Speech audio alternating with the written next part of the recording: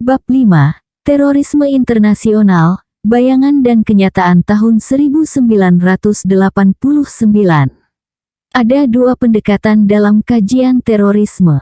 Pertama, bisa dengan mengadopsi pendekatan literal dengan mengambil topik secara serius, atau pendekatan propaganda dengan menerangkan konsep terorisme sebagai sebuah senjata untuk dieksploitasi dalam melayani beberapa sistem kekuasaan.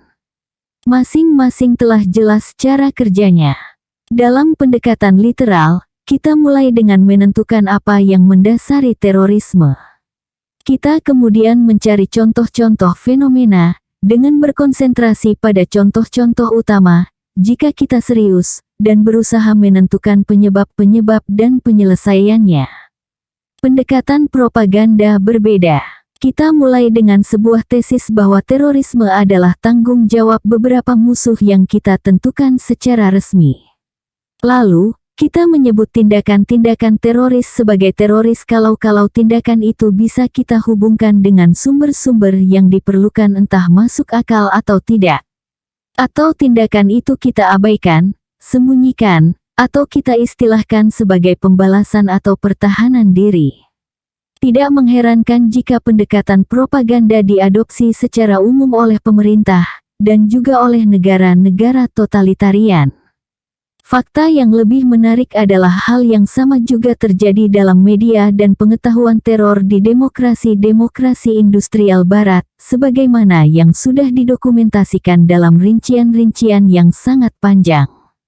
Kita harus mengakui, ungkap Michael Stoll, bahwa dengan konvensi, dan harus ditekankan hanya dengan konvensi, kekuasaan besar serta ancaman penggunaan kekerasan umumnya digambarkan sebagai diplomasi kursif dan bukan sebuah bentuk terorisme, meskipun umumnya melibatkan ancaman dan kadang penggunaan kekerasan untuk apa yang digambarkan sebagai tujuan-tujuan teroris kalau bukan untuk kekuasaan-kekuasaan besar yang mengejar taktik sama. Hanya satu syarat yang harus ditambahkan, istilah kekuasaan-kekuasaan besar dibatasi hanya untuk negara-negara tertentu. Dalam konvensi Barat yang didiskusikan di sini, Uni Soviet tidak termasuk ke dalamnya, sehingga bisa dituduh dan dihukum meski hanya dengan bukti yang sangat kecil, praktik bayangan Soviet. Terorisme menjadi sebuah isu publik terkemuka pada tahun 1980-an. Pemerintahan Reagan mulai bekerja dengan mengumumkan dedikasi mereka untuk membersihkan apa yang disebut Presiden sebagai momok kejam terorisme, sebuah wabah yang disebarkan oleh lawan-lawan yang bejat moralnya dari peradaban itu sendiri dalam kembalinya barbarisme pada abad modern, Menteri Luar Negeri George Shultz. Kampanye tersebut fokus pada bentuk paling jahat dari sebuah wabah terorisme internasional yang dipimpin langsung oleh negara. Tesis inti ini dihubungkan dengan tanggung jawab sebuah jaringan teror berbasis Soviet di seluruh dunia yang ditujukan untuk mendestabilisasi masyarakat demokrasi Barat, menurut Claire Sterling, yang bukunya berjudul The Terror Network memperoleh pujian tinggi, menjadi kitab suci pemerintahan, dan dokumen dasar disiplin baru ilmu terorologi. Buku tersebut diambil untuk memberikan bukti cukup bahwa terorisme terjadi hampir secara eksklusif di masyarakat-masyarakat yang demokratis atau relatif demokratis. Walter Lacker memberikan sedikit keraguan mengenai asal-usul wabah. Buku itu dengan segera terbongkar sebagai sebuah sistem propaganda yang tak bernilai, tetapi tesisnya tetap utuh, mendominasi pemberitaan, komentar, dan pengetahuan arus utama. Perhatian terhadap terorisme internasional mencapai puncaknya pada pertengahan tahun 1980-an. Terorisme Timur Tengah Mediterania dipilih sebagai berita utama oleh para editor pada tahun 1985 di Jajak Pendapat Associated Press, dan 1 tahun kemudian industri terorisme di Eropa runtuh begitu orang-orang Amerika Serikat menjauh karena takut kalau teroris-teroris Arab memenuhi kota-kota Eropa. Wabah ini kemudian menurun, monsternya dijinakkan oleh kekuatan koboi, menurut versi yang diakui. Sementara pendekatan literal, kita pertama-tama mendefinisikan konsep terorisme, lalu menyelidiki penerapannya, membiarkan kepingan-kepingan itu jatuh di tempat seharusnya. Mari kita lihat arah bagian ini akan membawa kita. Konsep terorisme. Konsep-konsep diskursus politik merupakan contoh-contoh yang susah dijelaskan, tetapi ada kesepakatan umum mengenai hal yang mendasari terorisme. Sebagai awalan, kita bisa melihat kode resmi Amerika Serikat. Tindak terorisme berarti sebuah tindakan yang, pertama, melibatkan sebuah tindak kekerasan atau tindakan berbahaya terhadap nyawa manusia yang merupakan pelanggaran terhadap undang-undang kejahatan di Amerika Serikat atau negara manapun, atau masuk kategori pelanggaran kriminal jika dilakukan di dalam yurisdiksi Amerika Serikat atau negara manapun. Dan kedua, dimaksudkan untuk 1. Mengintimidasi atau memaksa warga sipil, 2. Mempengaruhi kebijakan pemerintah melalui intimidasi atau paksaan. Atau 3. Mempengaruhi jalannya pemerintahan dengan pembunuhan atau penculikan. Konsep ini tidak dibatasi dengan tepat. Pertama, batas-batas antara terorisme internasional dan agresi tidak selalu jelas. Dalam hal ini, kita memilih mempercayai Amerika Serikat dan klien-kliennya, terlepas dari segala keraguan jika mereka menolak tuduhan agresi dalam hal tindakan kekerasan internasional, kita akan menganggap itu lebih kurang kejahatan terorisme. Ada juga ketidaksepakatan dalam perbedaan antara terorisme dan pembalasan atau perlawanan yang sah. Sumber-sumber Amerika Serikat juga memberikan definisi-definisi singkat terorisme. Dalam Panduan Melawan Terorisme Tentara Amerika Serikat, terorisme didefinisikan sebagai penggunaan kekerasan atau ancaman kekerasan yang telah diperhitungkan untuk mencapai tujuan-tujuan yang bersifat politis, agamis, atau ideologi. Ini dilakukan melalui intimidasi, pemaksaan, atau penanaman ketakutan. Lebih sederhana lagi, karakterisasi dalam kajian Komisi Pentagon yang dicatat oleh ahli terorologi, Robert Kupperman, yang merujuk pada ancaman atau penggunaan pasukan untuk mencapai tujuan-tujuan politik tanpa tanggung jawab penuh terhadap sumber dayanya. Sementara itu, Kupperman tidak mendiskusikan terorisme, tetapi mendiskusikan konflik berintensitas rendah, Low Intensity Conflict, LIC, sebuah doktrin sentral pemerintahan Reagan. Ingat, bahwa sepanjang penggambarannya mengindikasikan dan praktiknya menegaskan, LIC seperti pendahulunya, perlawanan terhadap pemberontakan hampir lebih dari sebuah eufemisme untuk terorisme internasional yang dilakukan langsung oleh negara, yaitu bergantung pada kekerasan yang tidak mencapai tingkat kejahatan perang agresi. Intinya ditemukan dalam disiplin ilmiah, meski dengan doktrin biasa yang berliku. Seorang ahli terkemuka Israel, Profesor Yonah Alexander, mengamati bahwa terorisme yang didukung negara merupakan bentuk konflik berintensitas rendah yang dilakukan negara saat mereka merasa lebih sesuai terlibat dalam perang tanpa harus bertanggung jawab atas tindakan-tindakannya. Alexander membatasi perhatiannya pada konspirasi Kremlin untuk mendestabilisasi Barat dengan kelompok-kelompok pengganti, yang menawarkan contoh-contoh seperti sebuah program pelatihan ekstensif untuk PLO ditujukan untuk Nicaragua. Dalam konsepsi ini, PLO yang menjaga hubungan khusus dengan Moskow, melayani tuan Sovietnya dengan membuka pelatihan khusus terorisme yang diperoleh di Uni Soviet ke Nicaragua. Oleh karena itu bisa dilakukan konflik berskala rendah, yakni LIC melawan Amerika Serikat dan kepentingan-kepentingannya. Ia juga menyarankan cara ketika ketulusan Blok Timur harus diuji. Misalnya, menunjukkan tekad untuk menghentikan kampanye propaganda yang menghubungkan Amerika Serikat dan sekutu-sekutunya dengan terorisme. Sebagaimana yang digambarkan contoh-contoh tersebut, dibutuhkan sebuah imajinasi subur untuk menyulap sebuah pikiran yang sangat asing untuk mengganggu ketenangan persaudaraan, selama kemurnian doktrinal terjaga. Terorisme dan budaya politik. Ada banyak negara teroris di dunia, tetapi Amerika Serikat sangat berbeda karena secara resmi menjalankan terorisme internasional dan dalam sebuah skala yang membuat lawannya malu. Jadi, Iran tentunya adalah sebuah negara teroris, sebagaimana yang dinyatakan oleh pemerintah-pemerintah dan media Barat. Kontribusi utama Iran yang paling terkenal dalam terorisme internasional diketahui selama penyelidikan Iran-Contra, yaitu keterlibatan Iran yang mungkin kurang hati-hati dalam perang proksi Amerika Serikat melawan Nikaragua. Fakta ini tidak bisa diterima, sehingga tidak begitu menarik perhatian, meskipun hubungan Iran dalam terorisme internasional yang dilakukan Amerika Serikat terbuka saat ada pengaduan berapi-api mengenai terorisme Iran.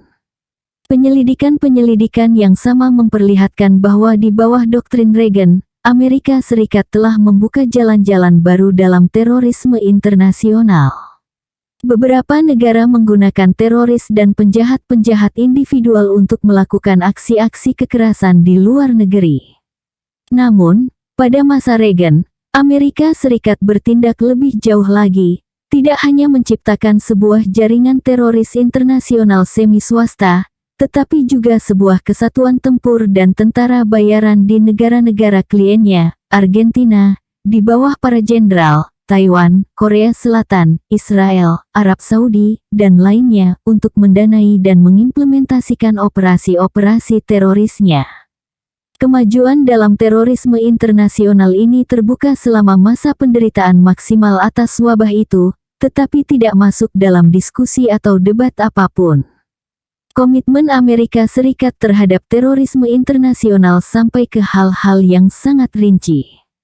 Jadi, pasukan proksi yang menyerang Nikaragua dipimpin oleh pemimpin-pemimpin CIA dan Pentagon untuk menyerang sasaran-sasaran lemah, yaitu sasaran-sasaran warga sipil yang tidak terlindungi dan menghindari bentrokan langsung dengan tentara. Departemen Luar Negeri secara khusus memberikan otorisasi terhadap serangan-serangan atas organisasi-organisasi pertanian, sama persis dengan apa yang kita cela dengan penuh kengerian ketika agennya adalah Abu Nidal.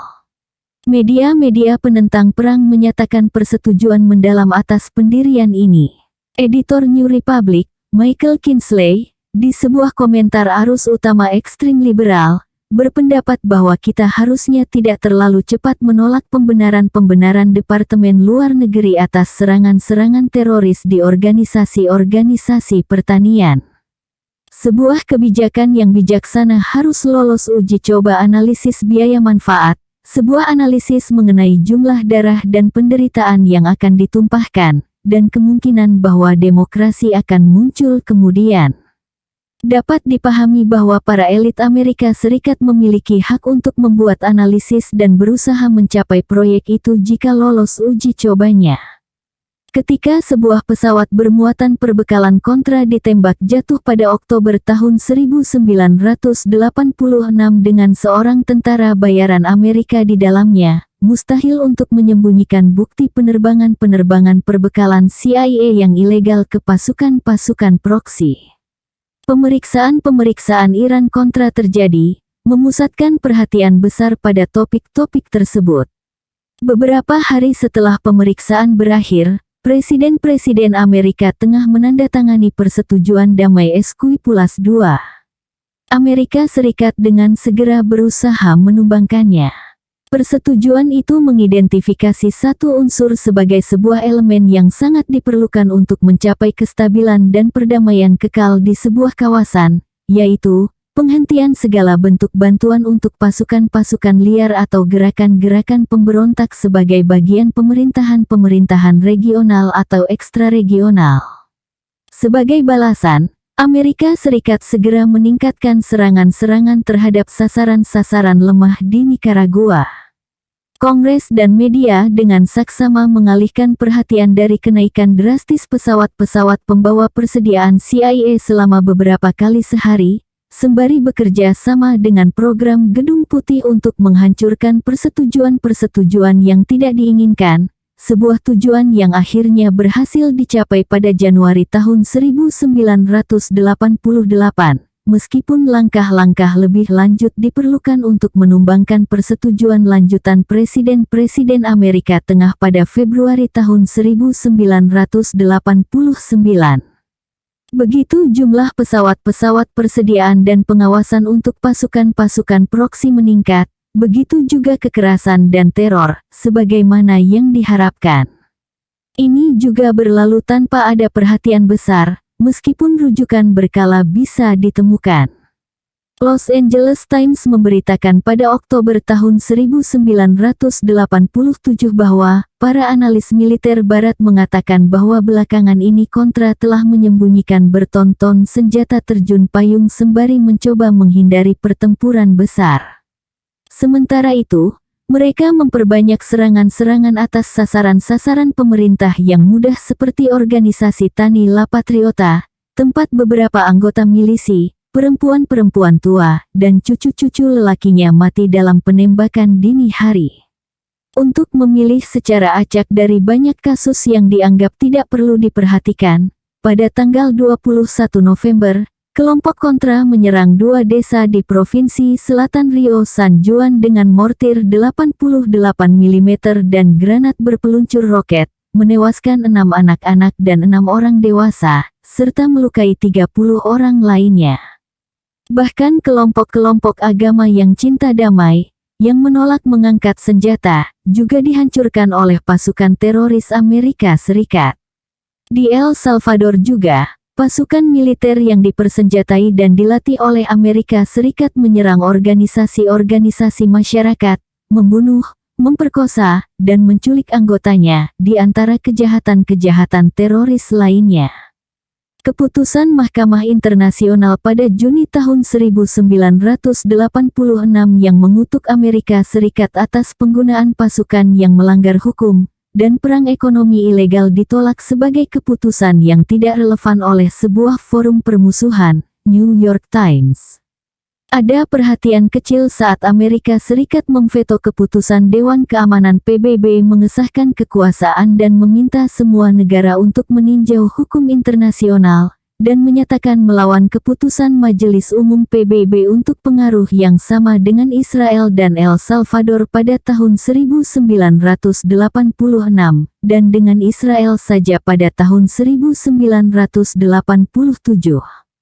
Amerika Serikat juga mengabaikan keputusan Mahkamah Internasional bahwa semua bantuan kepada Contra adalah bantuan militer, bukan bantuan kemanusiaan, tetapi terus saja disebut sebagai bantuan kemanusiaan di media.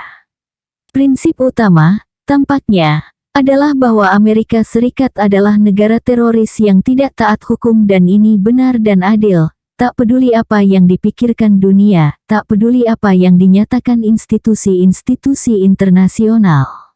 Akibat wajarnya adalah adanya doktrin bahwa tiada satupun negara yang memiliki hak untuk membela dirinya dari serangan Amerika Serikat.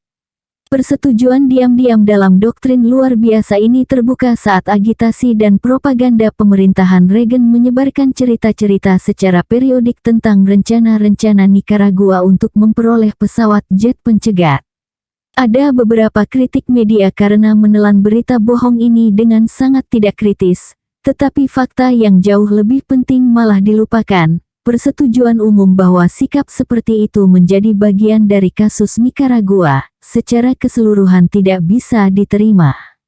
Ketika cerita itu dibuat untuk mengalihkan perhatian dari pemilihan umum Nicaragua pada tahun 1984, Senator Paul Songas dari Massachusetts, dengan dukungan orang-orang anti-perang terkemuka, memperingatkan bahwa Amerika Serikat akan mengebom Nicaragua, jika Nicaragua mendapatkan pesawat jet tempur kuno MiG-1950, karena pesawat itu juga bisa digunakan untuk melawan Amerika Serikat, sehingga menjadi ancaman bagi keamanannya. Sebaliknya, dari misil nuklir Amerika Serikat yang berada dalam status siaga mengelilingi Rusia tidak disebut sebagai ancaman karena misil nuklir itu murni untuk tujuan-tujuan pertahanan. Dapat dipahami bahwa pesawat jet pencegat bisa membuat Nicaragua melindungi teritorinya dari penerbangan-penerbangan perbekalan CIA yang membuat pasukan-pasukan proksi Amerika Serikat tetap berada di medan pertempuran. Dan pesawat-pesawat pengawas yang memberi mereka informasi terbaru mengenai penempatan tentara-tentara Nicaragua, sehingga pasukan proksi Amerika Serikat bisa dengan aman menyerang sasaran-sasaran lemah di Nicaragua. Dapat dipahami, tetapi jarang dibicarakan. Dan tampaknya tak ada satupun media arus utama yang menyiarkan rahasia umum bahwa Nikaragua akan menerima pesawat-pesawat Prancis dengan gembira, bukannya MIG, jika Amerika Serikat tidak menekan sekutu-sekutunya untuk menghalangi bantuan militer sehingga kita mungkin lebih menakuti Sandinista yang didukung Soviet. Isu yang sama muncul pada Agustus tahun 1988, ketika para anti-perang di Kongres secara mencolok mendukung amandemen Byrd dalam bantuan untuk kelompok perlawanan Nikaragua. 3 hari sebelumnya, Kontra menyerang kapal penumpang Mission of Peace, menewaskan 2 orang dan melukai 27 orang, semuanya warga sipil, termasuk pendeta pembaptis dari New Jersey yang memimpin delegasi agama Amerika Serikat. Insiden ini tidak dibicarakan dalam debat Senat mengenai amandemen Byrd. Malahan, para anggota Kongres anti-perang memperingatkan bahwa jika tentara Nikaragua melakukan serangan militer yang tak beralasan atau tindakan permusuhan lainnya melawan pelaku kejahatan-kejahatan teror, lalu Kongres akan merespons dengan giat dan adil, dengan memulai lagi bantuan militer resmi untuk mereka. Ulasan media dan komentar lainnya tidak menemukan keanehan atau hal yang penting diperhatikan dalam sikap tersebut. Pesan yang ingin disampaikan jelas, tidak ada siapapun yang memiliki hak membela diri dengan melawan serangan teroris Amerika Serikat. Amerika Serikat adalah sebuah negara teroris dengan hak. Ini adalah doktrin yang tak bisa dibantah. Begitu kuat ditanamkan sehingga dalam diskursus tanggung jawab bahkan tidak bisa didiskusikan, hanya diisyaratkan, seperti doktrin bahwa serangan Amerika Serikat terhadap Vietnam Selatan merupakan pertahanan terhadap Vietnam Selatan melawan agresi internal, yang mungkin tidak bijaksana, tetapi dipercayai para anti-perang. Oleh karena itu, organisasi teroris tentara proksi memiliki tugas sah, yaitu menaklukkan para warga yang suka melawan. Di golongan kanan, Jeane Kirkpatrick menjelaskan bahwa intervensi dengan kekerasan dalam masalah negara lain tidak hanya tidak berguna, tetapi juga tidak bermoral, semata-mata melanggar hukum, sebuah kejahatan yang menyebabkan orang-orang digantung di Nuremberg dan Tokyo dengan pernyataan-pernyataan yang berbunyi bahwa ini bukanlah keadilan pemenang karena, sebagaimana Hakim Robert Jackson nyatakan, jika tindakan-tindakan tertentu dan pelanggaran-pelanggaran terhadap fakta-fakta perjanjian adalah kejahatan, itu adalah kejahatan, tidak peduli pelakunya Amerika Serikat atau Jerman. Kita tidak dipersiapkan untuk memaksakan peraturan tentang laku kejahatan terhadap mereka yang tidak ingin terlibat melawan kita. Melawan pemikiran-pemikiran seperti itu, Irving Kristol menjelaskan bahwa penjelasan dari hukum internasional kurang bisa dipercaya. Benar, sebuah kekuasaan besar seharusnya tidak mengintervensi begitu saja di masalah-masalah dalam negeri di sebuah negara yang lebih kecil, tetapi prinsip ini teratasi jika kekuasaan besar yang lain sebelumnya telah melanggar aturan ini.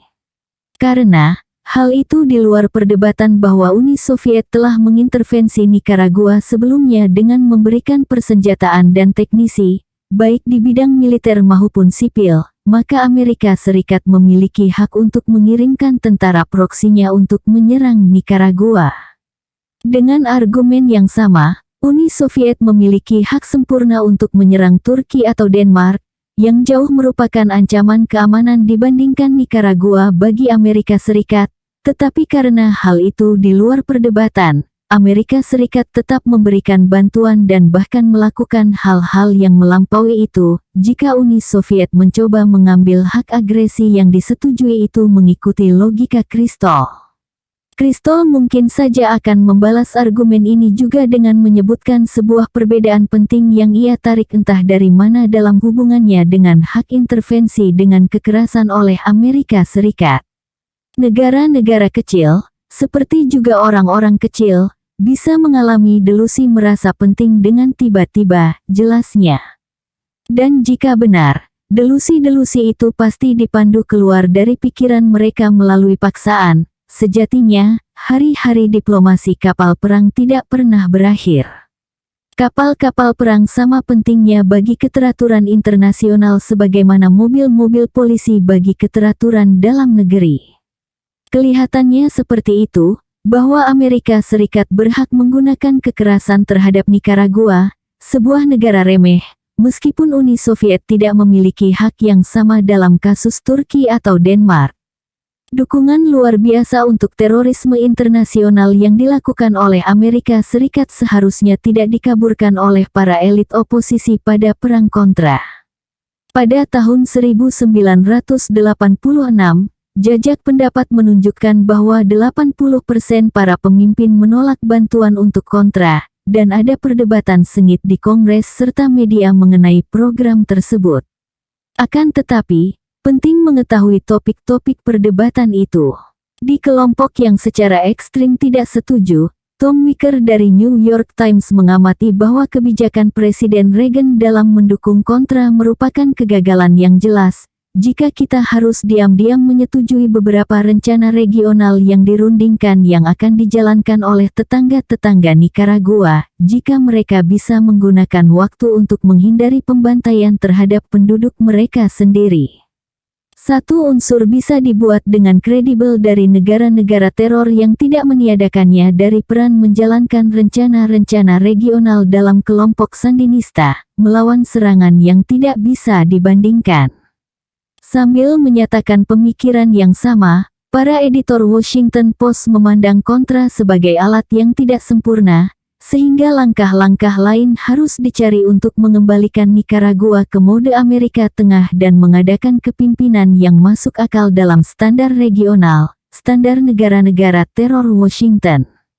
Senat Majority Whip Alan Cranston, sosok anti-perang terkemuka, mengakui bahwa upaya Kontra sayangnya tidak cukup untuk mencapai demokrasi di Nikaragua, tujuan Amerika Serikat berdasarkan kesanggupan doktrinal, apapun kenyataannya, sehingga Amerika Serikat harus menemukan cara-cara lain untuk mengisolasi pemerintahan yang sangat patut dicela di Managua dan meninggalkannya untuk membusuk karena ulahnya sendiri. Tidak ada kritik seperti itu yang bisa digunakan untuk klien-klien kejam Washington.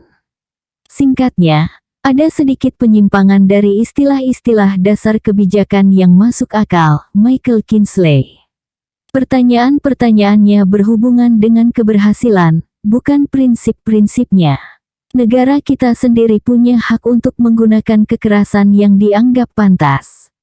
Alasan untuk upaya terorisme internasional dalam kasus Nikaragua telah dijelaskan. Petinggi-petinggi pemerintahan mengamati bahwa tujuan serangan adalah memaksa kelompok Sandinista untuk mengalihkan sumber-sumber daya langka untuk perang dan jauh dari program-program sosial.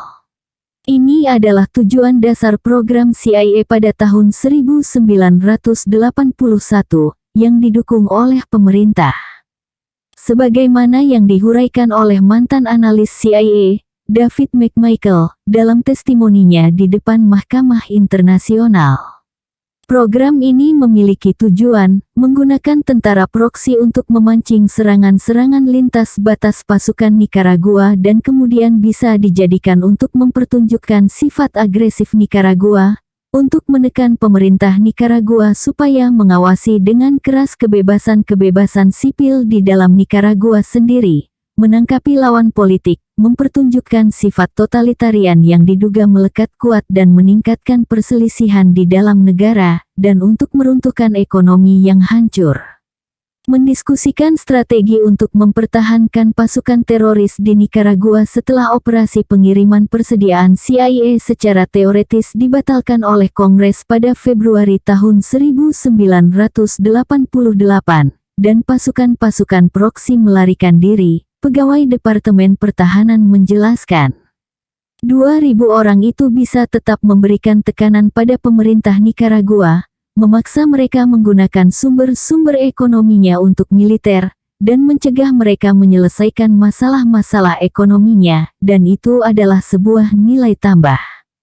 Apa saja dilakukan untuk menekan rezim Sandinista, meminta perhatian bahwa negara ini kurang demokrasi, dan mencegah Sandinista menyelesaikan masalah-masalah ekonominya adalah sebuah nilai tambah.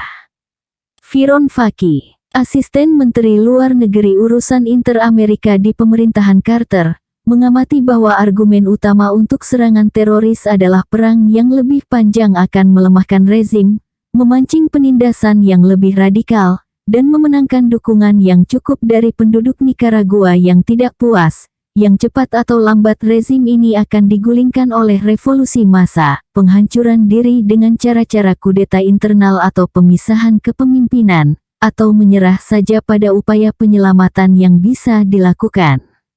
Sebagai seorang penentang perang, Faki menganggap konsep itu cacat, tetapi tidak salah. Pasukan-pasukan teroris paham betul instruksi mereka, sebagaimana yang kita pelajari dari seorang prajurit yang sangat penting, yang meninggalkan pasukannya pada tahun 1980-an, Kepala Intelijen Pasukan Kontra FDN Horacio Ars, yang nama samarannya adalah Mercenario. Pembicaraan tentang demokrat dan pejuang kebebasan adalah untuk konsumsi dalam negeri. Para prajurit yang meninggalkan Sandinista dieksploitasi besar-besaran oleh Gedung Putih dan media, dan kontra secara umum menerima ulasan yang luas. Namun, para prajurit yang meninggalkan kontra adalah masalah yang lain, khususnya jika mereka memiliki cerita-cerita yang tidak disukai. Ars begitu diabaikan di Amerika Serikat ketika meninggalkan kontra pada akhir tahun 1988. Pada wawancara-wawancaranya di Meksiko sebelum kembali ke Managua untuk menerima amnesti, Ars menggambarkan pelatihan ilegalnya di sebuah pangkalan armada udara di bagian selatan Amerika Serikat. Dikenal dengan nama agen-agen CIA yang memberikan dukungan untuk kontra di balik bantuan kemanusiaan di Kedutaan Honduras Tegucigalpa, menghuraikan cara tentara Honduras memberikan intelijen dan dukungan untuk kegiatan-kegiatan militer kontra, dan mendiskusikan korupsi besar pasukan proksi dan penjualan persenjataan ke bazar senjata Honduras, tempat mereka mendekati gerilyawan Salvador. Intelijen Amerika Serikat dalam sasaran-sasaran non-militer cukup berguna, jelasnya, karena kami menyerang begitu banyak sekolah, pusat kesehatan, dan yang sejenisnya. Kami telah berusaha untuk melakukannya supaya pemerintah Nikaragua tidak bisa memberikan layanan sosial untuk para petani, tidak bisa membangun proyeknya, itulah idenya. Keefektifan pelatihan Amerika Serikat terkonfirmasi betul oleh catatan rekam jejaknya. Perang kontra dengan mudah memenuhi syarat sebagai terorisme yang didukung negara, sebagaimana pengakuan mantan Direktur CIA Stansfield Turner di depan Kongres pada April tahun 1985. Namun, mungkin seseorang akan berpendapat bahwa hal itu harus diistilahkan agresi yang sama sekali palsu. Ini mungkin maksud dari keputusan Mahkamah Internasional pada tahun 1986. Namun, mari kita terus memberikan Amerika Serikat kepercayaan, betapapun meragukannya, dan dengan demikian bisa menentukan bahwa tindakan-tindakannya terhadap Nikaragua masuk ke dalam kategori terorisme internasional. Terorisme internasional pada tahun 1980-an. Selama tahun 1980-an, tempat utama terorisme internasional adalah Amerika Tengah. Di Nikaragua, pasukan-pasukan proksi Amerika Serikat meninggalkan jejak pembunuhan, penyiksaan, pemerkosaan, mutilasi, penculikan, penghancuran, tetapi menghadapi gangguan karena warga sipil memiliki pasukan untuk membela mereka. Tidak ada masalah-masalah yang bisa dibandingkan muncul di negara-negara klien Amerika Serikat, tempat pasukan teroris utama yang menyerang warga sipil adalah tentara dan pasukan keamanan negara lain. Di El Salvador, puluhan ribu warga dibantai pada situasi yang digambarkan oleh Uskup Agung pada Oktober tahun 1980, segera setelah operasi semakin gencar, sebagai sebuah perang pembasmian dan pemusnahan terhadap warga sipil yang tidak berdaya. Perang di negara teror ini berupaya menghancurkan organisasi-organisasi massa yang berjuang membela hak-hak asasi manusia mereka yang sangat dasar, sebagaimana Uskup Agung Oscar Romero peringatkan sesaat sebelum pembunuhan terhadapnya ketika memohon dengan sia-sia kepada Presiden Carter untuk tidak mengirimkan bantuan kepada pasukan-pasukan bersenjata, yang hanya tahu cara menindas warga dan membela kepentingan-kepentingan oligarki Salvador. Tujuan-tujuan ini tercapai selama masa pemerintahan Reagan, yang meningkatkan kepuasan serangan terhadap warga sipil. Ketika kelihatannya Amerika Serikat mungkin akan ditarik ke dalam sebuah invasi yang akan berbahaya bagi kepentingan-kepentingannya sendiri, ada beberapa perhatian dan protes di lingkaran-lingkaran elit, tetapi berkurang saat teror negara ini berhasil, dengan banyak organisasi-organisasi massa yang dibinasakan dan disembelih. Setelah pemilihan-pemilihan umum di bawah kondisi kekerasan dan penindasan yang menjamin kemenangan bagi unsur-unsur yang memiliki hak istimewa, yang diterima Amerika Serikat, isu ini melewati ambang batas parlemen. Ada perhatian kecil setelah meningkatnya teror negara setelah persetujuan Esquipulas II, atau laporan Mahkamah Internasional yang berjudul El Salvador. Discuets a Government Strategy Oktober tahun 1988, yang melaporkan kenaikan mengkhawatirkan dalam pembunuhan-pembunuhan yang dilakukan oleh pasukan-pasukan maut resmi sebagai bagian dari strategi pemerintah untuk mengintimidasi lawan potensial dengan membunuh dan memutilasi korban dengan cara yang paling mengerikan. Meninggalkan korban-korban itu termutilasi, tersembelih, terpotong-potong, tercekik, atau tanda-tanda yang menunjukkan penyiksaan atau pemerkosaan, karena tujuan strategi pemerintah adalah untuk mengintimidasi warga sipil, yaitu terorisme, sebagaimana didefinisikan secara resmi dalam Kode Amerika Serikat, tidaklah cukup dengan hanya membunuh saja.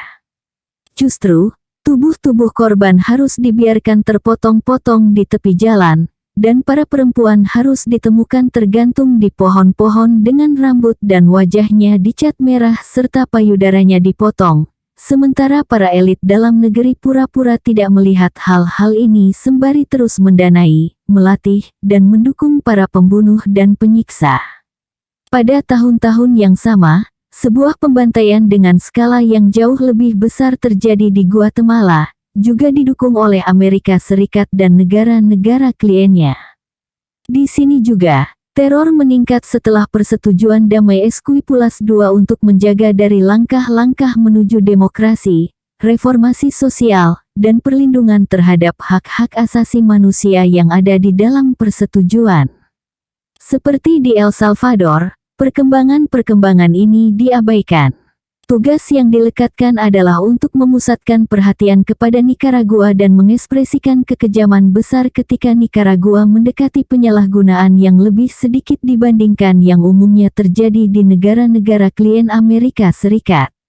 Karena tujuannya adalah untuk mengembalikan Nicaragua ke mode Amerika Tengah dan memastikan bahwa hal itu memenuhi standar-standar regional yang dipenuhi oleh El Salvador dan Guatemala. Teror di negara-negara klien tidaklah menjadi perhatian nyata, kecuali menjadi begitu kelihatan membahayakan aliran bantuan bagi para pembunuh. Ingat bahwa semua terorisme internasional ini, didukung atau dikelola secara langsung di Washington dengan bantuan jaringan internasional negara-negara upahannya. Segera setelah pemilihan-pemilihan umum tahun 1984 yang dipuji-puji telah membawa demokrasi ke El Salvador.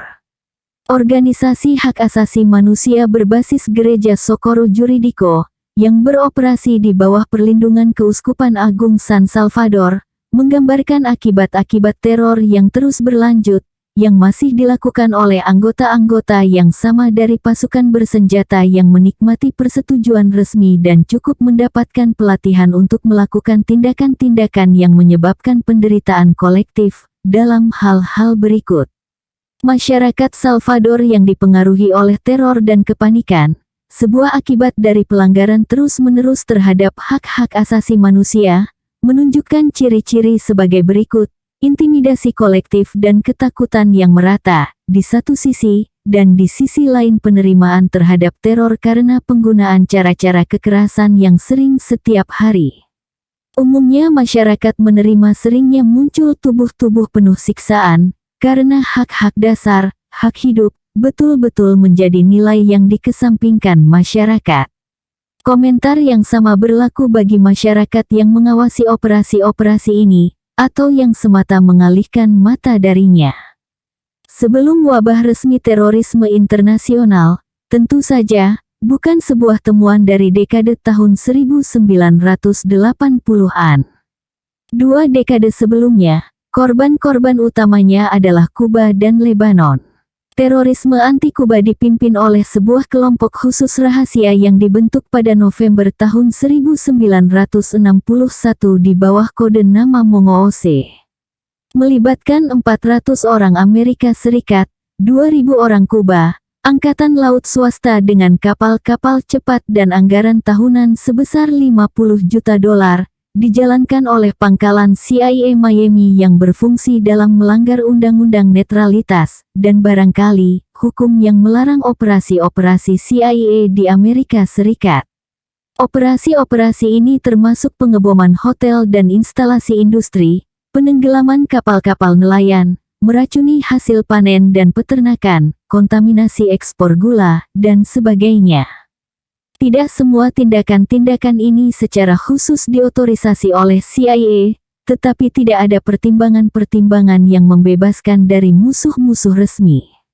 Beberapa operasi teroris tersebut terjadi saat krisis misil Kuba pada Oktober sampai November tahun 1962.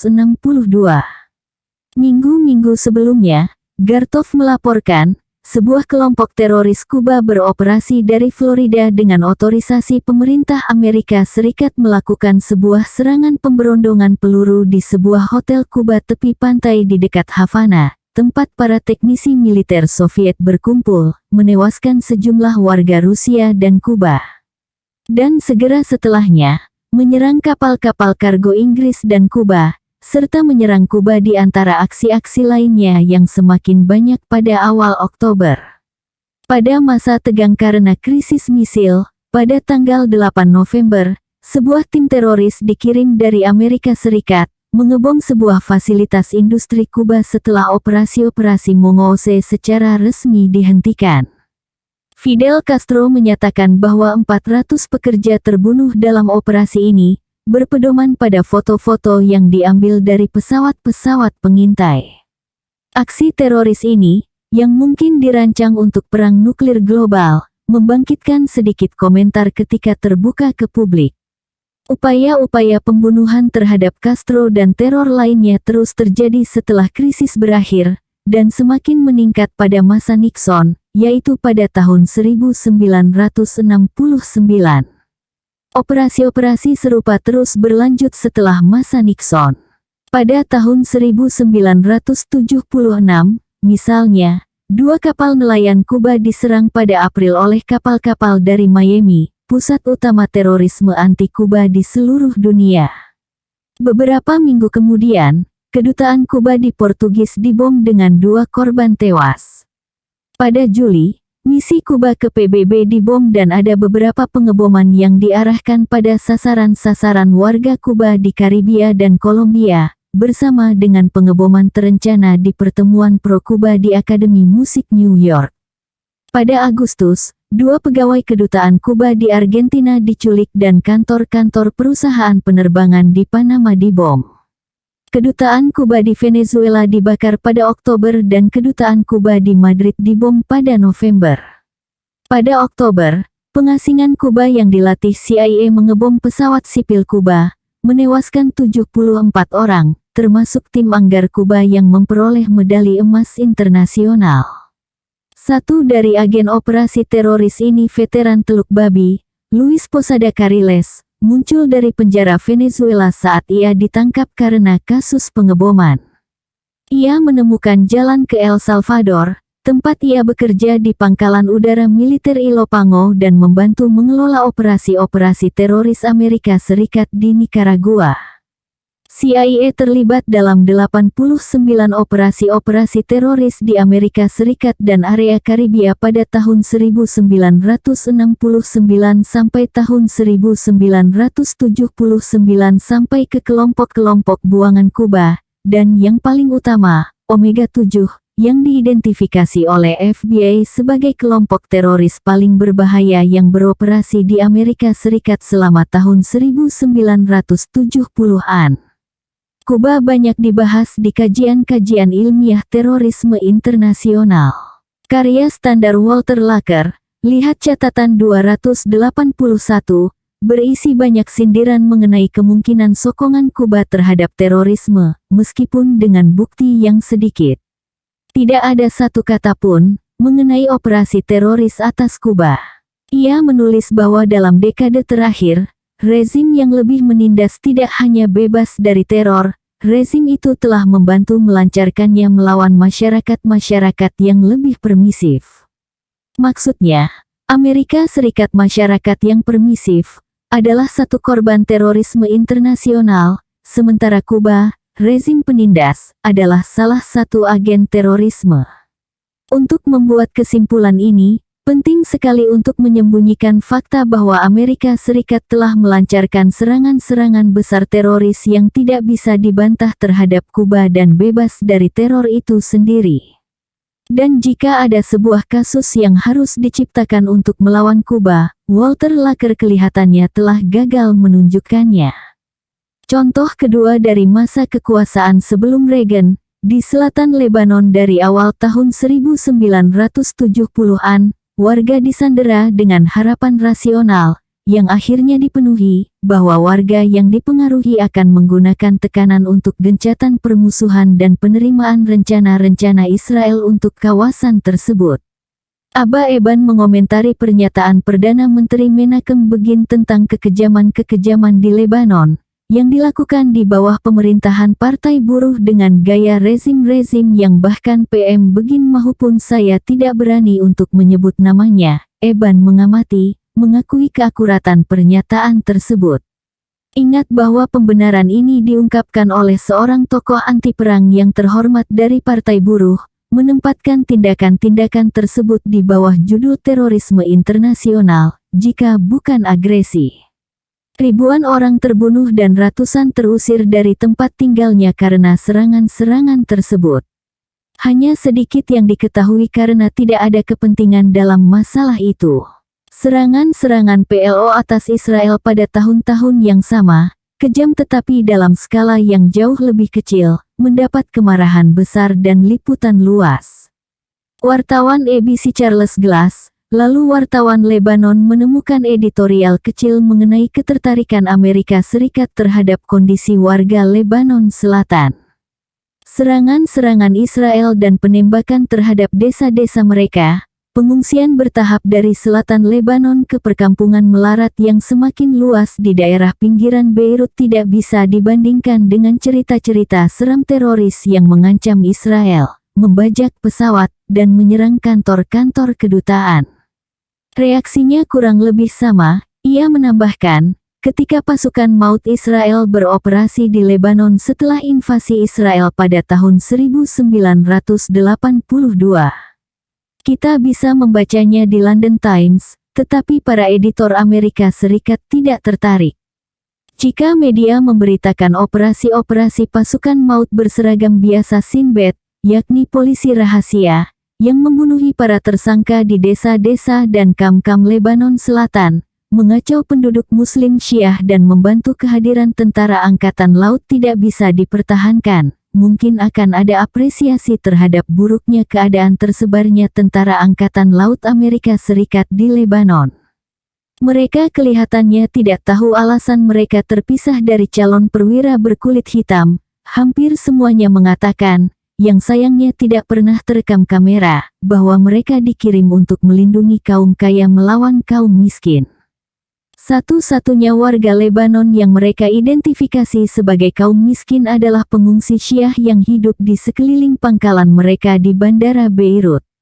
Betapa menyedihkan bahwa mungkin satu dari orang-orang Papa Syiah ini yang membunuh 241 orang mereka pada tanggal 23 Oktober tahun 1983. Jika masalah-masalah ini dilaporkan, ada kemungkinan untuk mencegah atau setidaknya memahami pengeboman yang mengakibatkan tentara angkatan laut terbunuh, korban-korban kebijakan yang pers tidak mampu jelaskan kepada publik dan pegawai-pegawai bagian informasi mereka sendiri tidak mampu menjelaskan pada tentara angkatan laut sendiri. Pada tahun 1976, Suriah memasuki Lebanon dengan persetujuan Amerika Serikat dan membantu mengimplementasikan pembantaian lebih jauh, pembantaian terbesar di kamp pengungsian Palestina di Tel Al-Zatir, tempat ribuan orang dibunuh oleh pasukan Kristen yang didukung Suriah dengan persenjataan dari Israel. Tanpa melanjutkan lebih jauh, jelas sudah bahwa wabah terorisme internasional yang dipimpin oleh negara sangat merajalela sebelum diubah ke dalam isu utama oleh diplomasi publik pemerintahan Reagan. Kanon, terorisme kecil-kecilan. Terorisme besar-besaran yang diulas di sini telah ditiadakan dari diskusi momok kejam terorisme. Mari kita beralih ke aksi teror berskala lebih kecil yang tergolong kanon.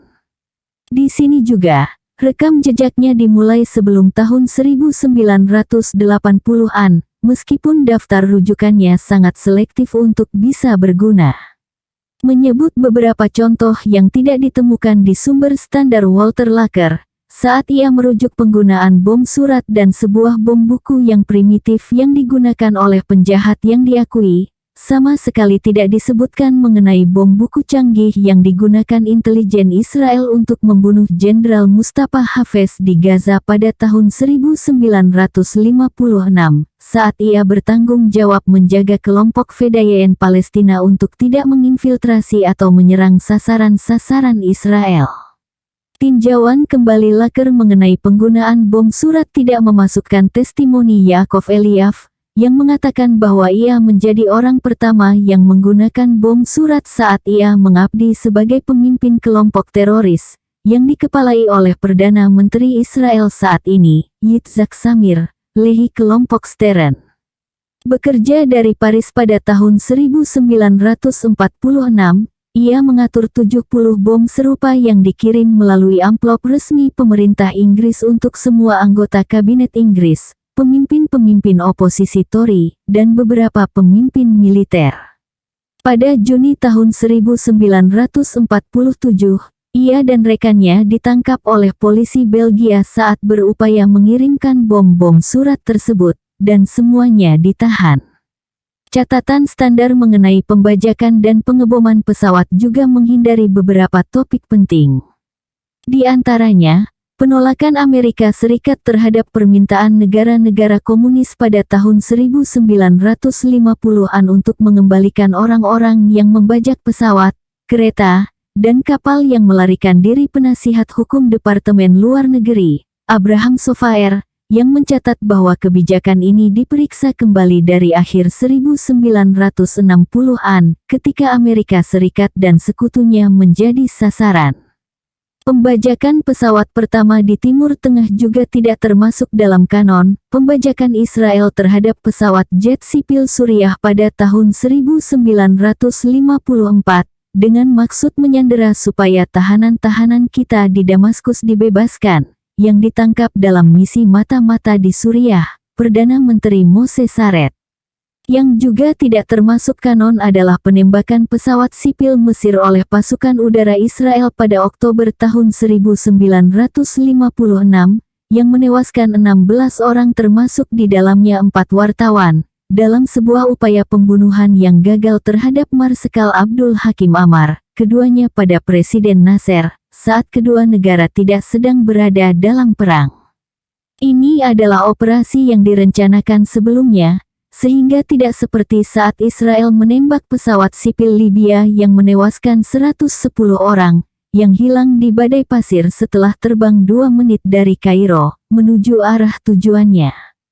Aksi Februari tahun 1973 ini terjadi saat pasukan udara dan laut Israel sedang menyerang Tripoli di Lebanon Utara, menewaskan 31 orang, sebagian besar warga sipil, dan menghancurkan sekolah-sekolah, klinik-klinik, dan bangunan lain di sebuah serangan udara yang dibenarkan sebagai tindakan serangan lebih dulu sebelum diserang kemudian. Masalah-masalah tersebut dianggap tidak penting, bahkan jika diperhatikan. Namun, reaksi terhadap terorisme Arab sangat berbeda. Beralih pada tahun 1980-an, anggaplah tahun 1985, ketika perhatian media mencapai puncaknya. Aksi teroris tunggal yang besar pada tahun itu adalah pengeboman pesawat Air India, yang menewaskan 329 orang. Para teroris dilaporkan telah memperoleh pelatihan di kamp paramiliter di Alabama, yang dikelola oleh Frank Camper, tempat para tentara bayaran dilatih untuk melakukan tindak terorisme di Amerika Tengah dan tempat lainnya. Menurut mantan para tentara bayaran, Camper memiliki hubungan dekat dengan intelijen Amerika Serikat dan secara pribadi terlibat dalam pengeboman Air India, yang menurut dugaan merupakan operasi sengatan yang lepas kendali. Dalam sebuah kunjungan ke India, Jaksa Agung Edwin Miss mengakui secara tidak langsung bahwa operasi-operasi teroris tersebut berasal dari sebuah kamp pelatihan teroris di Amerika Serikat. Hubungan teroris dengan Libya, seberapapun kecilnya cukup untuk menunjukkan bahwa Gaddafi adalah sang anjing gila yang harus dimusnahkan. Di Timur Tengah, pusat utama terorisme internasional menurut Kanon, aksi teroris tunggal yang paling buruk pada 1985 adalah pengeboman mobil di Beirut pada tanggal 8 Maret yang menewaskan 80 orang dan melukai 256 orang. Sekitar 250 gadis dan perempuan dengan cadar hitam, yang berkumpul dalam ibadah Jumat di Masjid Imam Rida, ikut terkena ledakan. Nora Boustany melaporkan 3 tahun kemudian, sekurangnya 40 dari mereka terbunuh, dan lebih banyak sisanya terluka. Pengeboman itu juga membakar bayi-bayi di tempat tidur mereka, membunuh pengantin perempuan yang sedang membeli gaun pengantin, serta melemparkan 3 anak kecil saat mereka sedang berjalan ke rumah dari masjid, sebagaimana pengeboman itu menghancurkan jalan utama yang padat penduduk di bagian pinggir kota Beirut Barat. Sasarannya adalah pemimpin Syiah Syekh Fatlaullah, yang dituduh terlibat dalam terorisme, tetapi ia berhasil melarikan diri. Serangan ini dirancang oleh CIA dan klien-klien Saudinya dengan bantuan intelijen Lebanon dan ahli dari Inggris, dan secara khusus diotorisasi oleh Direktur CIA William Casey, menurut catatan Bob Woodward di dalam bukunya tentang Casey dan CIA. Bahkan di bawah konvensi-konvensi yang dipilihnya, tampaknya Amerika Serikat memenangkan medali untuk aksi-aksi terorisme internasional pada tahun puncak wabah resmi. Negara klien Amerika Serikat dan Israel mengikuti di belakangnya. Operasi-operasi tangan besi di Lebanon tidak sama seperti aksi-aksi terorisme internasional yang berlarut-larut di Timur Tengah, dan pengeboman Tunis dengan dukungan diam-diam dari Amerika Serikat memenangkan medali kedua untuk aksi teroris tunggal, kecuali kita menganggap ini sebagai kasus agresi yang sebenarnya, sebagaimana dinyatakan oleh Dewan Keamanan PBB.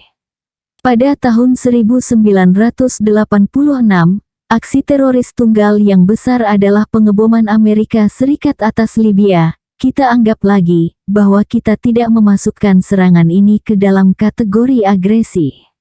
Pada tahun 1986 juga, Amerika Serikat kelihatannya menempati urutan terdepan dalam kompetisi medali terorisme internasional, bahkan terlepas dari terorisme besar-besaran yang disponsorinya di Amerika Tengah, yang pada tahun itu, Kongres menanggapi panggilan Mahkamah Internasional untuk mengakhiri penggunaan kekerasan yang melanggar hukum dengan pengambilan suara sebesar $100 juta bantuan militer terhadap pasukan-pasukan proksi Amerika Serikat, yang digambarkan dengan semangat oleh pemerintah sebagai deklarasi perang sebenarnya. Teror dan perlawanan. Mari kita beralih pada perdebatan-perdebatan tentang lingkup terorisme, yang sejauh ini dihindari. Pikirkan batas antara terorisme dan perlawanan yang sesuai hukum. Kadang kelompok-kelompok nasionalis disiapkan untuk menggambarkan aksinya sebagai terorisme, dan beberapa pemimpin politik terhormat menolak mengutuk aksi-aksi terorisme dengan alasan-alasan nasional. Contoh yang relevan dengan diskusi terbaru adalah gerakan pranegara Zionis.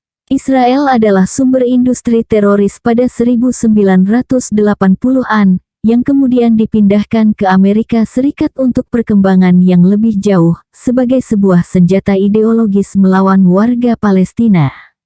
PLO adalah kutukan di Amerika Serikat. Sebuah undang-undang khusus Kongres, Undang-Undang Anti-Terorisme tahun 1987, melarang warga negara Amerika Serikat menerima bantuan, pendanaan, atau apapun yang berharga kecuali materi informasi dari PLO yang tidak diizinkan membangun kantor atau fasilitas lainnya untuk memperluas kepentingan-kepentingannya. Kekerasan warga Palestina telah menerima kecaman dari seluruh dunia.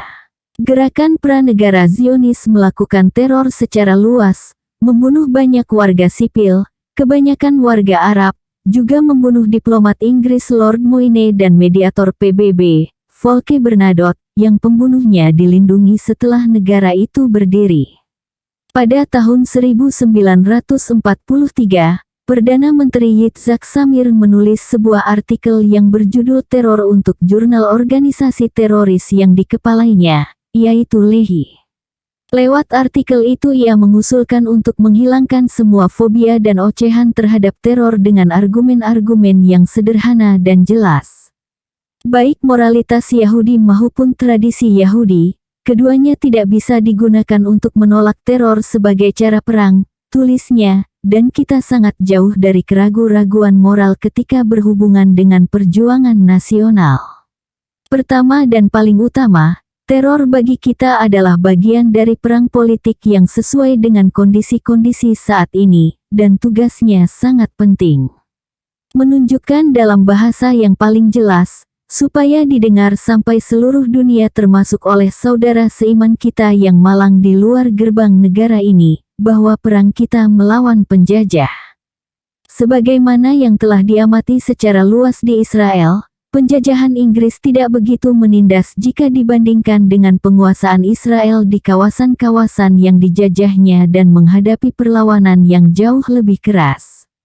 Isaiah Berlin mengingat kembali bahwa Chaim Weizmann, Presiden pertama Israel dan salah seorang tokoh yang sangat dipuja-puja dalam gerakan nasional, tidak berpikir bahwa ini adalah hal yang secara moral layak untuk mencela, baik aksi terorisme Yahudi maupun pelaku lainnya di depan publik. Ia tidak mengusulkan untuk berbicara melawan aksi-aksi teror. Pelaku kejahatan, menurutnya, muncul dari pikiran-pikiran tersiksa yang membawanya ke dalam keputusasaan, dan membuatnya siap menyerahkan hidupnya untuk melindungi saudara-saudaranya dari hal yang ia dan mereka sama-sama percayai sebagai sebuah pengkhianatan dan penghancuran yang disiapkan bagi mereka oleh kantor-kantor luar negeri dalam kekuasaan Barat. Arsip-arsip kelompok perlawanan Zionis arus utama, Haganah, berisi nama-nama 40 Yahudi yang dibunuh oleh Irgun dan Lehi Menachem Begin. Pembunuhan Yitzhak Shamir terhadap rekan Lehi merupakan insiden yang sangat terkenal. Dalam sejarah resmi Irgun, Samil mengingat kembali dengan penuh kebanggaan aksi-aksi teror terhadap warga sipil Arab, juga mengutip pembunuhan anggota Yahudi, yang ditakutkan akan memberikan informasi kepada polisi jika ditangkap. Kolaborator-kolaborator yang dicurigai menjadi tersangka merupakan sasaran khusus sejak awal. Sejarah resmi Haganah, di bawah kegiatan-kegiatan khusus, menggambarkan pembunuhan Yahudi Ortodoks Belanda, Jacob de Haan, oleh pembunuh bayaran Haganah pada tahun 1924 karena ia sedang mencoba membangun sebuah front persatuan Yisuf lama komunitas Yahudi, dengan Komite Tinggi Arab melawan Yisuf Baru, dan perusahaan Zionis. Pada tahun-tahun berikutnya pasukan khusus Haganah melakukan tindakan menghukum kepada para informan Yahudi. Penjara Haganah di Haifa pada tahun 1940-an berisi bilik penyiksaan untuk menginterogasi orang-orang Yahudi yang dituduh berkolaborasi dengan Inggris. Dalam sebuah wawancara pada tahun 1988, Dov Sisis menggambarkan tugasnya sebagai petugas penegak Haganah, yaitu mengikuti perintah, seperti Nazi, untuk memusnahkan orang-orang Yahudi yang mengganggu perjuangan nasional, khususnya para informan. Ia juga menolak tuduhan bahwa pengeboman yang menelan banyak korban di Hotel King David itu dilakukan oleh Irgun semata, yang mengenalkan dirinya sebagai wakil khusus pemimpin Haganah, Yitzhak Sadeh, yang memberikan otorisasi. Ia kemudian direkomendasikan oleh Moshe Dayan untuk menggantikannya sebagai pemimpin sebuah unit elit. Para penentang anti-Nazi juga menggambarkan pembunuhan para kolaborator. Israel Sahak, salah seorang libertarian sipil Israel terkemuka, dan orang yang selamat dari kampung Yahudi di Warsawa serta Bergen-Belsen, mengingat kembali bahwa sebelum revolusi kampung Yahudi di Warsawa, kelompok Yahudi bawah tanah, dengan pembenaran total, membunuh setiap kolaborator Yahudi yang bisa mereka temukan. Ia mengingat kembali kenangan masa kecilnya pada Februari tahun 1943, ketika saya menari dan menyanyi bersama anak-anak lainnya di sekeliling jenazah kolaborator Yahudi yang dibunuh, dengan darah masih mengalir dari tubuhnya, dan sebaliknya, sampai sekarang saya tidak menyesali hal itu. Mengutip memoir Yitzhak Antek Zuckerman, pemimpin pemberontakan kampung Yahudi Warsawa, Lea Enbal menulis bahwa 9 bulan sebelum pecahnya pemberontakan kampung Yahudi di Warsawa, kelompok Yahudi bawah tanah mulai melakukan pembasmian sistematis terhadap para kolaborator dari Judenrat Dewan Yahudi dan polisi Yahudi, kadang dengan pembunuhan kolektif. Akan mustahil bagi kita melawan Jerman tanpa terlebih dahulu menyelesaikan masalah pengkhianatan internal, kenang Zuckerman. Pembunuhan para kolaborator itu dianggap sebagai pembalasan dendam yang sah oleh orang biasa. Kolaborator Jerman, kadang anggota-anggota Gestapo, harus dihancurkan sampai habis, termasuk mereka yang kegiatan-kegiatannya berlawanan dengan kepentingan-kepentingan Yahudi. Itu merupakan kegagalan historis karena terlalu lama menunda dalam membunuhi kolaborator-kolaborator Yahudi. Zuckerman menambahkan, hari ini misalnya saya yakin bahwa dimanapun ada pengkhianatan internal, perang harus dimulai dengan membasmi pengkhianatan internal. Keterlambatan penanganan ini adalah kegagalan besar bagi kita, aib kita. Komentar-komentar ini muncul selama gelombang kritik yang sangat besar atas warga Palestina karena membunuhi para kolaborator dengan polisi rahasia Israel selama Intifada. Sementara pengakuan belak-belakan terorisme Samir yang beragam bisa ditemukan, pola yang lebih normal untuk aksi-aksi yang dilakukan terhadap rezim-rezim penindas dan tentara-tentara penjajah dianggap sebagai perlawanan oleh pelaku kejahatan dan dianggap terorisme oleh penguasa, meskipun tidak berbau kekerasan. Hal yang dianggap sebagai perlawanan oleh demokrasi Barat dalam menjajah Eropa dan Afghanistan, adalah cap teror yang dilekatkan kepada Nazi dan Uni Soviet, padahal sebenarnya teror diilhami dari luar, sehingga disebut terorisme internasional. Amerika Serikat mengambil posisi yang sama terhadap warga Vietnam Selatan yang bertahan atas serangan Amerika Serikat. Dengan alasan-alasan serupa, rezim apartheid di Afrika Selatan tentu mengambil pengecualian terhadap Konvensi Internasional tentang Terorisme secara khusus, pada resolusi Majelis Umum PBB yang mengutuk terorisme internasional dan meminta semua negara untuk beraksi memerangi wabah tersebut. Alasannya adalah bahwa Majelis Umum mempertimbangkan bahwa tidak ada dalam resolusi saat ini yang bisa merugikan hak menentukan nasib sendiri, kebebasan, dan kemerdekaan, sebagaimana berasal dari piagam PBB, atas orang-orang yang dicabut haknya secara paksa. Khususnya orang-orang di bawah rezim penjajah dan rezim rasis serta pendudukan luar negeri atau bentuk lain dominasi kolonial, juga hak orang-orang tersebut untuk berjuang sampai akhir dan mencari serta menerima dukungan, sesuai dengan piagam PBB dan prinsip-prinsip hukum internasional lainnya. Sementara ketetapan ini didukung hampir oleh seluruh dunia, Afrika Selatan tidak sepenuhnya sendiri dalam menentang ini. Resolusi ini menang 153 angka atas 2, Honduras sendiri memilih abstain. Menjelaskan pernyataan-pernyataan negatifnya, Amerika Serikat dan Israel merujuk pada paragraf yang dikutip itu, dipahami dengan merujuk pada perlawanan Sekutu Afrika Selatan, kelompok teroris yang lebih kejam di dunia, menurut Washington secara resmi, dan merujuk pada pendudukan militer Israel di tepi barat dan Gaza, yang memasuki dekade ketiga. Penolakan Washington untuk mendukung resolusi terkuat PBB mengutuk kembalinya barbarisme pada abad modern di puncak perhatian dan alasan di baliknya tidak mendapat komentar apa-apa. Isu ini kembali hangat pada akhir tahun 1988 dalam hubungannya dengan konflik Israel dengan Palestina. Pada November, Dewan Nasional Palestina, Palestine National Council (PNC), menyatakan kemerdekaan negara Palestina berdampingan dengan Israel, mendukung resolusi terorisme PBB dan resolusi yang relevan lainnya. Yasser Arafat mengulangi hal yang sama pada minggu-minggu berikutnya di Eropa, termasuk sesi khusus dalam rapat Majelis Umum PBB di Jenewa ketika ia dilarang masuk ke New York, karena melanggar ketentuan-ketentuan hukum PBB, dengan alasan-alasan bahwa kehadirannya akan memberikan ancaman yang tidak diinginkan bagi keamanan Amerika Serikat. Pernyataan ulang PNC dan Arafat atas resolusi terorisme PBB dicela di Amerika Serikat dengan alasan bahwa kepemimpinan Palestina telah gagal memenuhi syarat-syarat Washington mengenai perilaku yang baik, termasuk di dalamnya penolakan terhadap terorisme dalam bentuk apapun tanpa pembatasan. Para editor New York Times mengejek dukungan PNC terhadap Konvensi Internasional tentang Terorisme sebagai pembendung si tua Arafat. Anthony Lewis, yang ada di batas luar perbedaan pendapat yang wajar mengenai masalah-masalah ini, menulis bahwa Arafat sedang melangkah maju, tetapi tidak cukup.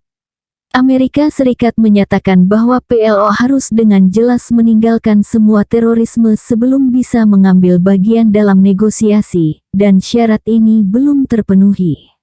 Reaksi umum sebagian besar ada di dalam batas-batas ini. Alasannya sebenarnya jelas. PLO gagal bergabung dengan Amerika Serikat, Israel dan apartheid Afrika Selatan dalam spektrum opini dunia, sehingga baik pujian maupun cemoohan dari kelompok garis keras, atau dukungan untuk kemajuan yang terbatas, tetapi belum cukup dari pendapat lainnya. Ketika Amerika Serikat terisolasi secara diplomatik pada Desember tahun 1988, Washington mengambil langkah mundur, berpura-pura bahwa Arafat telah menyerah pada permintaan-permintaan Amerika Serikat, meskipun posisinya belum berubah secara substantif selama bertahun-tahun sebenarnya. Dengan resminya Arafat menyerah terhadap permintaan-permintaan Amerika Serikat, sesuai dengan syarat yang diajukan oleh Amerika Serikat sendiri, ia bisa diganjar dengan diskusi bersama Duta Besar Amerika Serikat di Tunis. Sebagaimana ditekankan oleh Menteri Pertahanan Israel, Yitzhak Rabin, diskusi Amerika Serikat dengan PLO dirancang untuk membelokkan tekanan diplomatik untuk masalah tempat tinggal dan memberi Israel waktu 1 tahun atau lebih untuk menekan pemberontak Palestina Intifada, dengan kekejaman militer dan tekanan ekonomi sehingga mereka akan hancur. Isu terorisme versus perlawanan muncul seketika dalam diskusi-diskusi Amerika Serikat dengan PLO. Protokol pertemuan pertama bocor dan dimuat di Jerusalem Post, yang menunjukkan kebahagiaannya karena wakil Amerika Serikat mengadopsi sikap-sikap Israel, dengan menyatakan 2 syarat penting yang harus diterima PLO.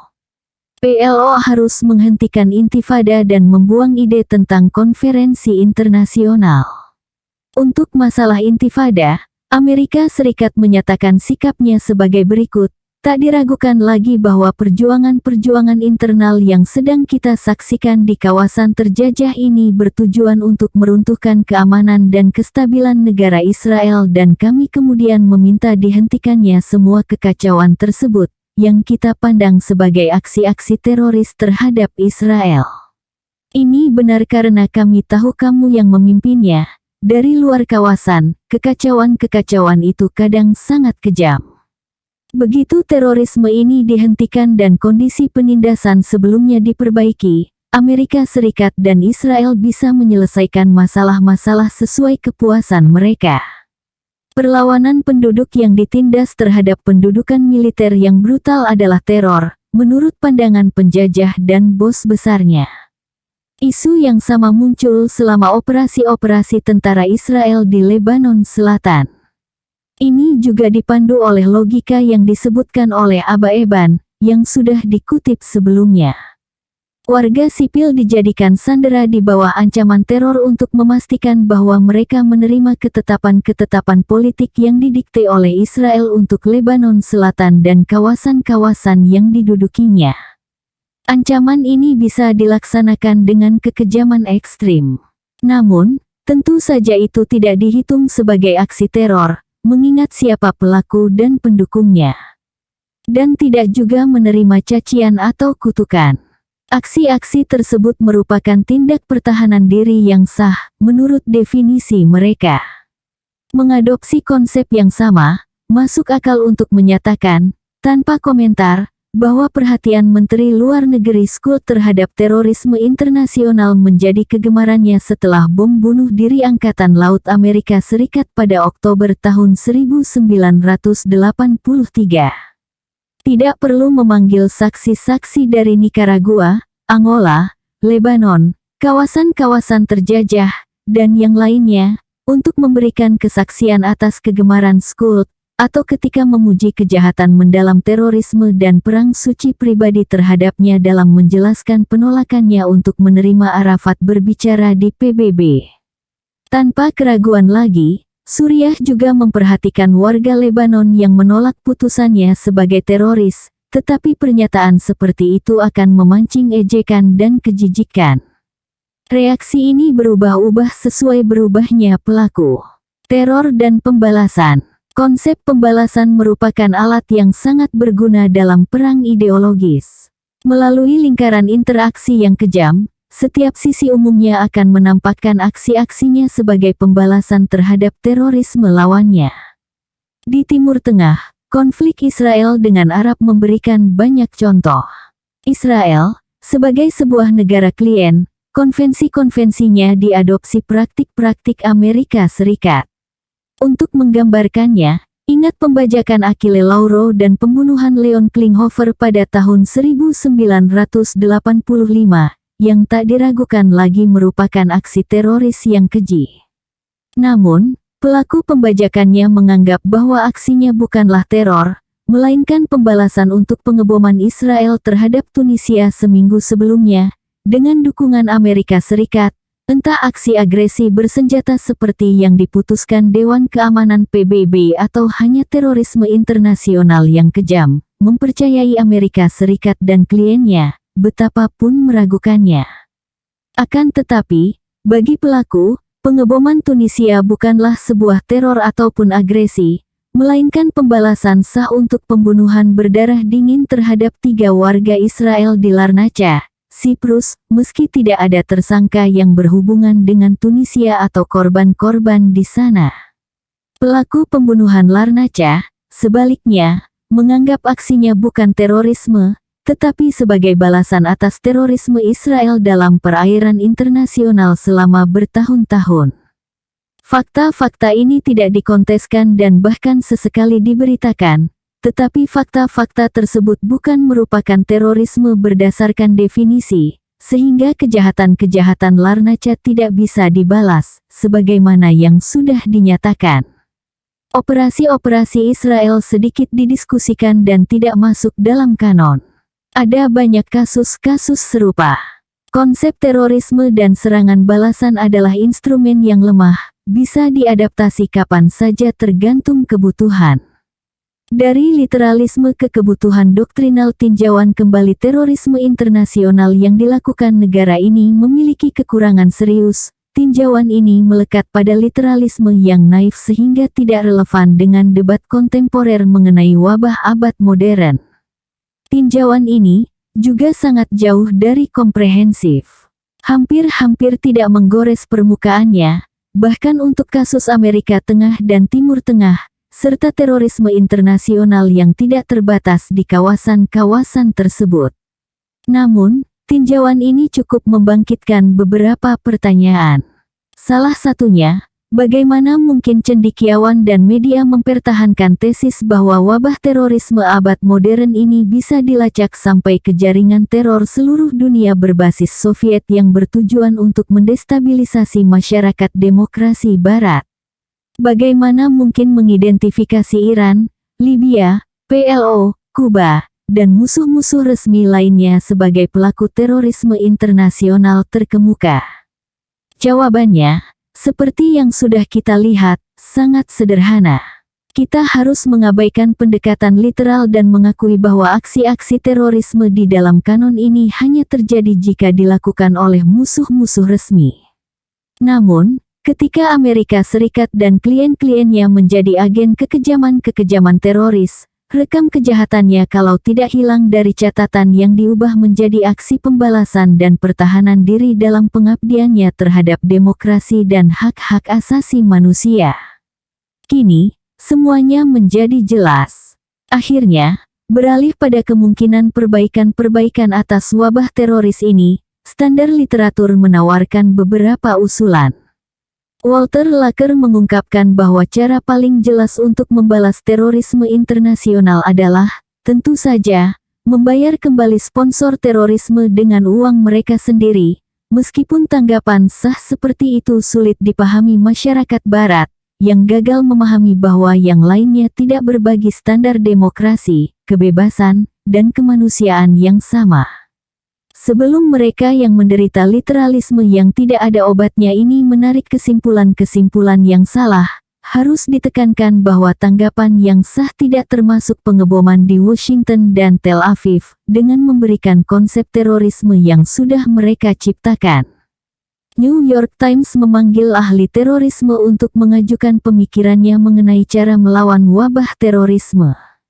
Nasihatnya, berdasarkan pengalaman panjang sangat terus terang, para teroris dan khususnya pemimpinnya harus dimusnahkan. Ia memberikan 3 contoh aksi perlawanan terhadap teroris yang sukses: pengeboman Amerika Serikat atas Libya, pengeboman Israel atas Tunisia, dan invasi Israel terhadap Lebanon. Ia merekomendasikan hal yang kurang lebih sama, jika dunia yang beradab menang. Para editor Times memberikan judul artikelnya, "Sudah lewat masa untuk menghancurkan monster teroris," dan mereka menekankan kata-kata, "Hentikan pembantaian terhadap orang-orang tak berdosa." Mereka mengidentifikasikan penulisnya sebagai Menteri Perdagangan dan Industri Israel. Nama penulisnya adalah Ariel Sharon. Karir terorisnya sudah dimulai sejak awal 1950-an, termasuk pembantaian 69 warga desa di Kibia dan 20 warga di kamp pengungsi Al-Bureik pada tahun 1953. Operasi-operasi teroris di Gaza dan Sinai Timur Laut pada awal 1970-an, termasuk pengusiran sekitar 10.000 petani ke gurun, sementara rumah mereka digilas buldoser dan tanah pertanian mereka dihancurkan untuk membuat pemukiman Yahudi. Invasi Lebanon yang dilakukan dalam upaya yang kini diakui secara luas, untuk mengatasi ancaman diplomasi PLO. Pembantaian-pembantaian berikutnya di Sabra dan Shatila, dan yang lainnya. Beberapa mungkin merasa bahwa pilihan Sharon untuk memberikan dunia beradab pelajaran-pelajaran tentang cara menghentikan pembantaian orang-orang tak berdosa mungkin sedikit aneh, jahat, bahkan munafik. Namun, itu tidak begitu jelas. Pilihan itu tidak sejalan dengan nilai-nilai yang ditunjukkan dalam tindakan, dan dalam budaya intelektual yang diungkapkan dalam kata-kata, atau diam. Mendukung kesimpulan ini, kita bisa mengamati bahwa perbaikan bagi terorisme internasional, setidaknya komponen inti di dalamnya berada dalam genggaman kita dan sangat sederhana. Berhentilah berpartisipasi di dalamnya. Namun, tidak ada aksi yang diambil untuk tujuan ini, bahkan masalahnya sangat jarang didiskusikan. Malahan, orang menemukan pujian-pujian untuk niat-niat baik dan tujuan-tujuan mulia kita. Standar-standar demokrasi, kebebasan, dan kemanusiaan yang kita tinggikan kadang cacat dalam pelaksanaannya. Fakta-fakta dasar tidak bisa dirasakan dan pikiran-pikiran yang jelas tidak bisa dipikirkan. Kebenaran-kebenaran sederhana, ketika diungkapkan menimbulkan ketidakpercayaan, ketakutan, dan kejahatan ketika kebenaran itu disuarakan. Di iklim moral dan intelektual seperti ini, mungkin pantas bagi koran terbesar di dunia untuk memilih Ariel Sharon sebagai guru kita dalam kejahatan-kejahatan terorisme dan cara melawannya.